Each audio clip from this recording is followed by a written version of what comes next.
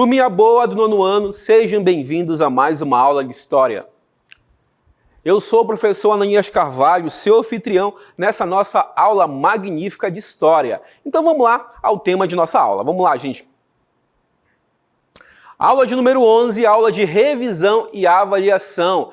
A gente vai conferir o nosso conteúdo para realizarmos de maneira bem didática a nossa avaliação. Vamos então à nossa aula.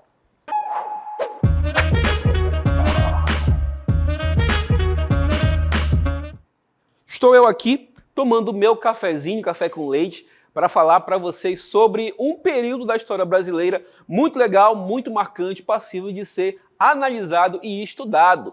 Eu estou falando sobre a República das Oligarquias, que é, digamos que, um momento da República Velha onde se caracteriza pelo domínio das oligarquias. Professor, o que significa de fato uma oligarquia?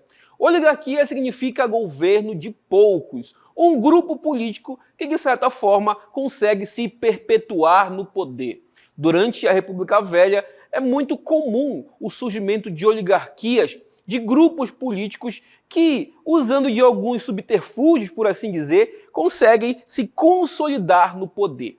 É interessante falar que a Primeira República a gente pode dividir em dois momentos distintos. O primeiro deles, a República da Espada, caracterizada pelo domínio ali das Forças Armadas no governo do Marechal Deodoro e do Marechal Floriano Peixoto, e no segundo momento é justamente a República das Oligarquias, onde esse grupo político, através de alguns mecanismos, por assim dizer, consegue então se perpetuar no poder. Então vamos, galera, ao nosso texto. Vamos lá, gente. Segundo período da República, 1984 a 1930. Beleza, gente? Olha o que o texto fala pra gente. O segundo período da República Velha ficou conhecido como República das Oligarquias. Mais uma vez, tá, gente? Só para vocês tirarem a dúvida. República das Oligarquias, gente. O que é uma oligarquia, professor? É o governo de poucos, um grupo político que consegue se manter no poder usando alguns elementos, alguns subterfúgios, como o voto cabresto, a troca de favores, tudo que era necessário para se manter no poder. Por ser dominada pela aristocracia dos fazendeiros, este período ficou profundamente marcado na história brasileira por ter sido quando as grandes oligarquias controlavam a política do Brasil por meio de esquema de troca de favores e também de fraudes, por que não dizer. Gente, nesse momento, duas oligarquias se destacaram no cenário político brasileiro. De um lado, a oligarquia ligada aos grandes cafeicultores paulistas. De outro lado, a oligarquia ligada à produção de leite. Se o leite era produzido ali em Minas Gerais e o café era produzido em São Paulo, a união dessas duas oligarquias ficou conhecida como a política do café com leite. Prestem atenção. Se eu perguntar, ou se em algum momento você ouvir falar na política do café com leite, lembre-se, galera, é a união de duas oligarquias, de dois grupos poderosos. De um lado, a oligarquia do leite, de outro lado, a oligarquia do café, café com leite, oligarquia paulista, mais a oligarquia mineira.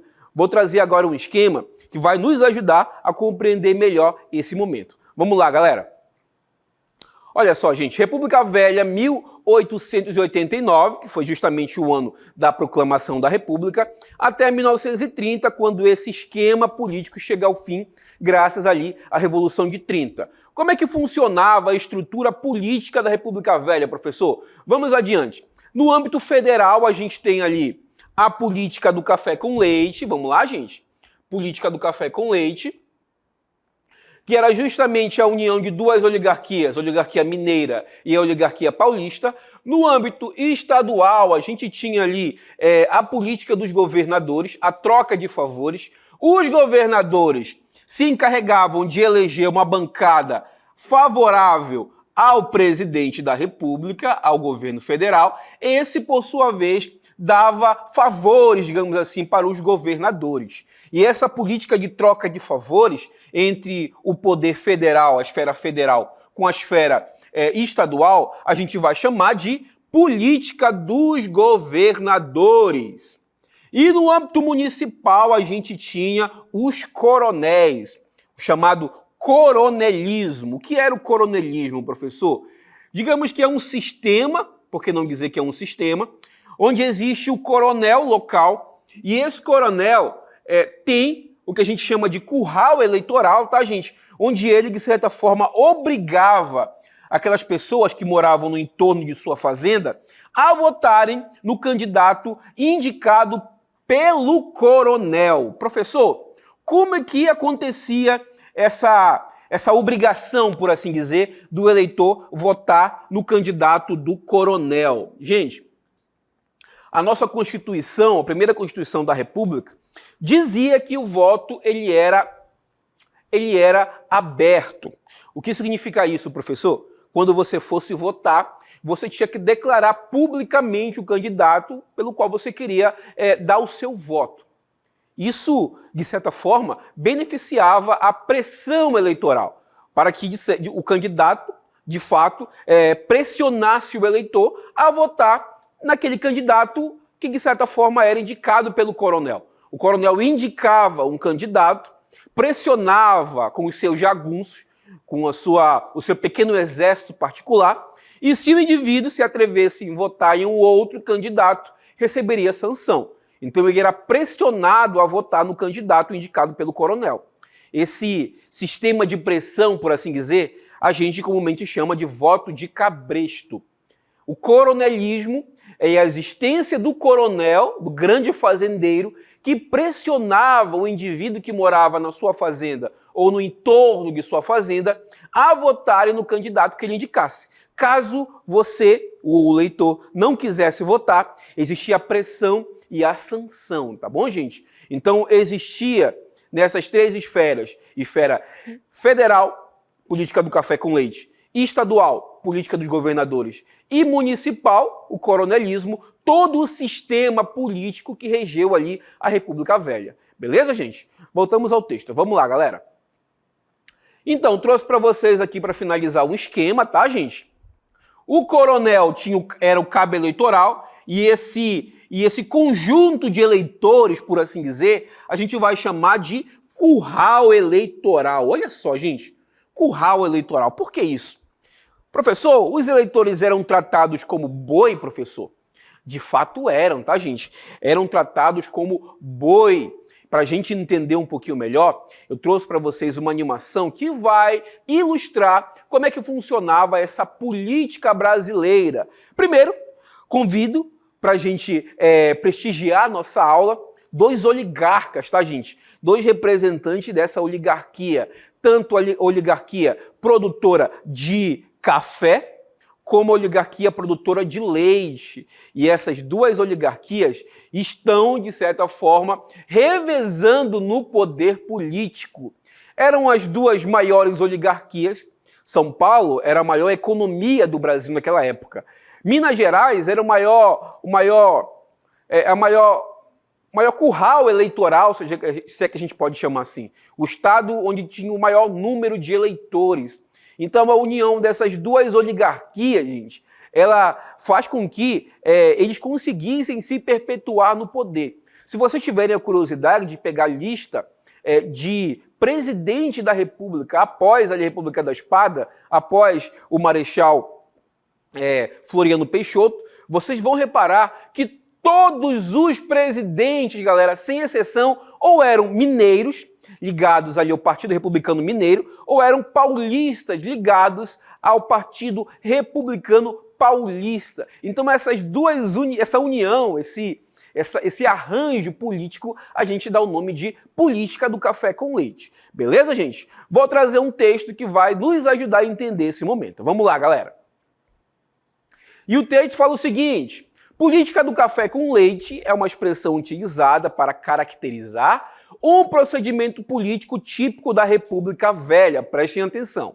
Esse procedimento consistia na alternância de cargo de presidente da República entre as oligarquias dos dois estados mais poderosos da época, ou seja, o estado de São Paulo e o estado de Minas Gerais. Conceito básico, professor.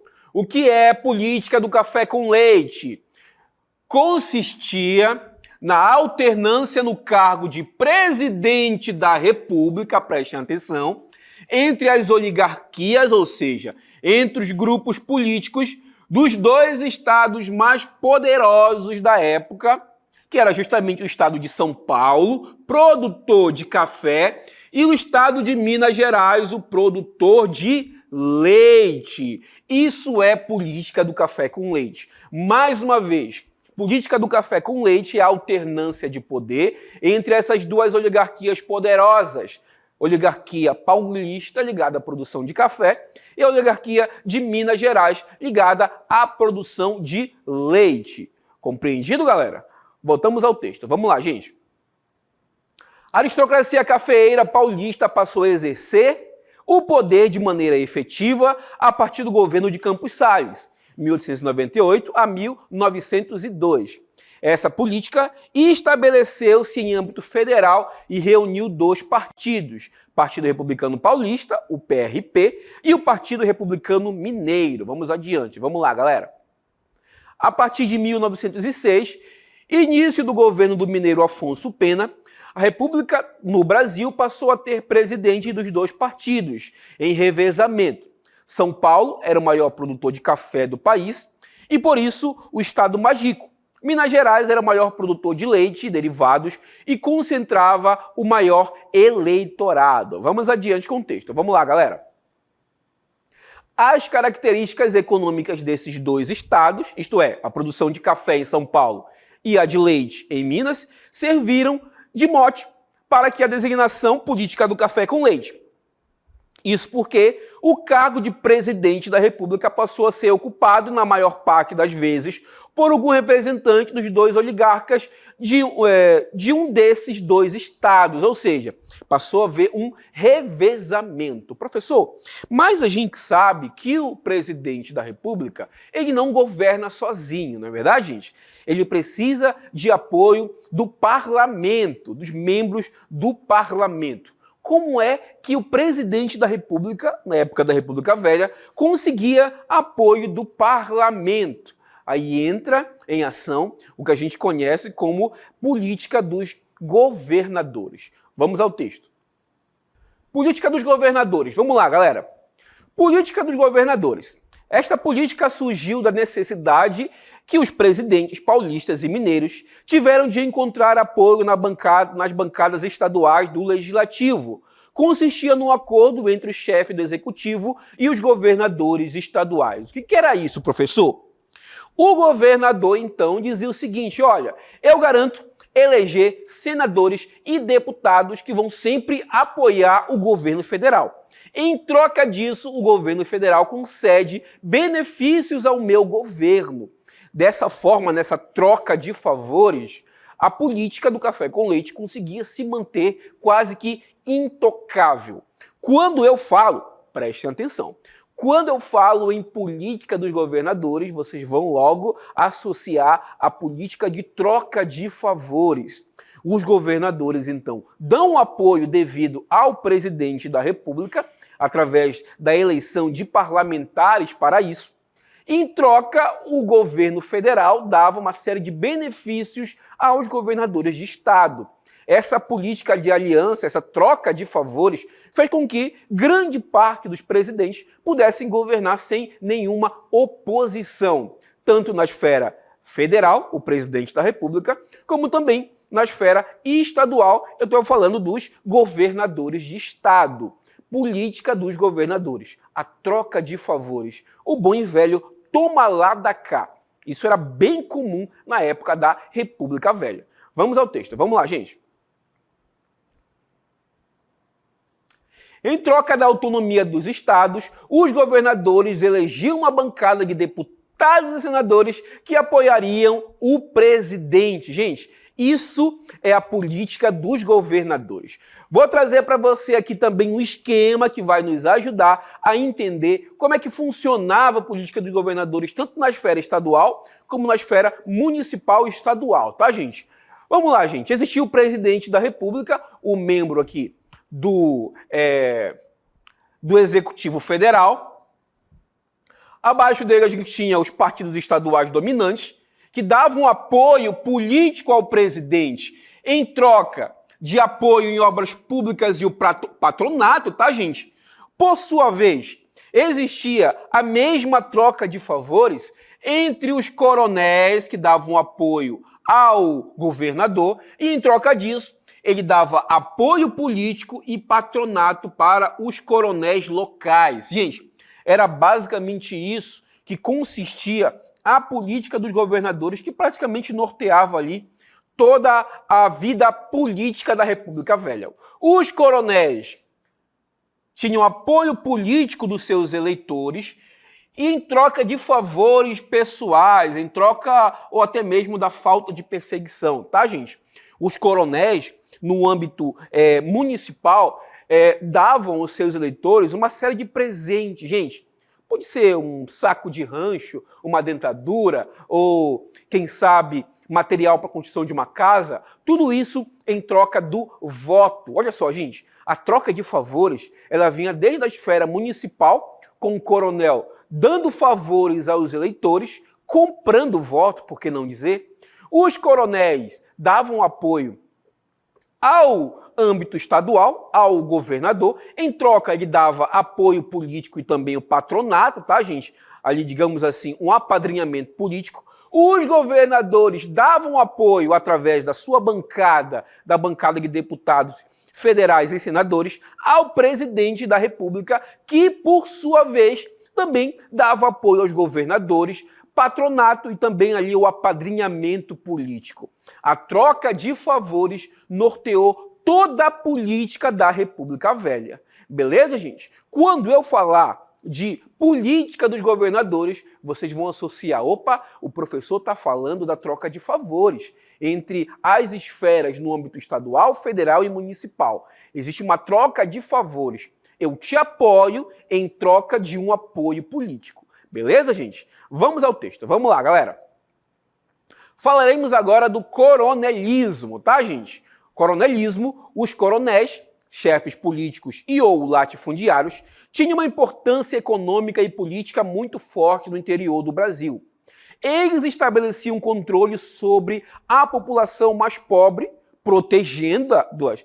Por que está entre aspas, professor? Porque muitas vezes o coronel protegia dele mesmo, tá, gente? E mantendo-os submissos. Como assim, professor? Como assim o coronel protege dele mesmo? Não estou entendendo. Explique melhor.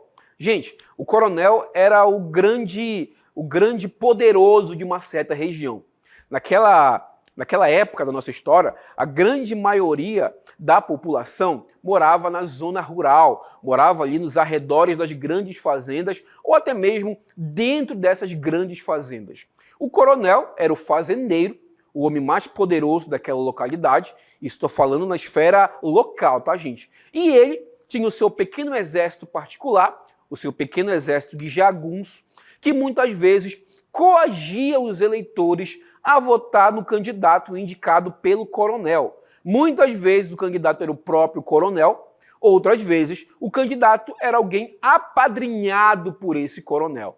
Gente, e essa relação, gente, entre o campo brasileiro, onde o campo brasileiro estava inserido, ela girava em todas as esferas da nossa política, tá, gente? Todas as esferas do nosso próprio país. Aqui no Amazonas, a gente destaca a existência do que a gente conhece como os coronéis de barranco, os antigos proprietários das grandes áreas ali que cultivavam a seringa, que também eram poderosos locais que ajudavam a eleger o seu candidato. No Nordeste brasileiro também, tá, gente? Existiam os grandes coronéis nordestinos, os donos das fazendas, que de certa forma agiam para favorecer o seu candidato. No Nordeste, por exemplo, existia a figura do Padre Cícero. Vocês já viram falar, né, gente? Que os nordestinos, muitos deles, consideram um verdadeiro santo. O Padre Cícero era um padre ligado aos coronéis da região do Nordeste. E também no Centro-Oeste, a existência ali das oligarquias cafeeiras, mineira, cafeeiras paulistas e ligada à produção de leite em Minas Gerais, também existiam as suas oligarquias e também tinha a figura do coronel, tá, gente? Um líder local que influenciava diretamente o processo eleitoral. Vamos adiante com o texto. Vamos lá, galera. Nessa época, o voto não era secreto, como eu falei para vocês, e os coronéis garantiam o sucesso dos esquemas oligárquicos por meio de fraudes e uso de violência nos chamados currais eleitorais e também o voto de cabresto. Professor, o que era esse voto de cabresto? Vou já explicar para vocês agora, tá, gente? Vamos ao texto. O voto de cabresto, para que a política dos governadores desse certo, o coronel era uma figura essencial, uma vez que todo o arranjo para conquistar votos, para eleger os deputados da oligarquia era feito por essa figura, ou seja, o coronel. O coronel, enquanto figura de poder local, utilizava-se de seu poderio financeiro para exercer pressão para que os eleitores votassem no candidato desejado por quem, gente? Pelo coronel. A intimidação de candidatos ficou conhecido como voto de cabresto. Professor, o que é o cabresto ao fim e ao cabo, professor? O cabresto é o arreio, tá, gente? O arreio colocado no cavalo para que, digamos que o vaqueiro conduzisse o cavalo para onde ele quer. E acontecia na política brasileira, naquele momento, exatamente a mesma coisa. O coronel colocava o arreio no eleitor e direcionava para onde ele queria que o eleitor votasse, em quem ele queria que o eleitor votasse. Professor, mas se o eleitor, de certa forma, resolvesse não votar no candidato indicado pelo coronel, o que acontecia, professor? Ele sofria as consequências, gente. Ele tinha perseguição política, perseguição local, ameaça e, de certa forma, ele, como queria manter a sua integridade física, obviamente ele fazia o que o coronel mandava fazer, ou seja, votar no candidato indicado pelo coronel. Trouxe aqui uma animação basicamente para ilustrar como acontecia o coronelismo e o voto de cabresto. Voto de cabresto, o voto obrigado, o voto coagido. Aqui do meu lado está o coronel, colocando o eleitor no cabresto e obrigando-o a votar no candidato indicado pelo coronel. Gente, esse sistema de coação, de obrigação de voto, a gente chama de voto de cabresto. Mais uma vez, o que é o cabresto, professor? O cabresto é o arreio, tá, gente? É onde o coronel guia o eleitor para votar conforme a sua vontade. Beleza, gente? Eu espero de verdade que vocês tenham compreendido nossa aula e a gente está encerrando por aqui.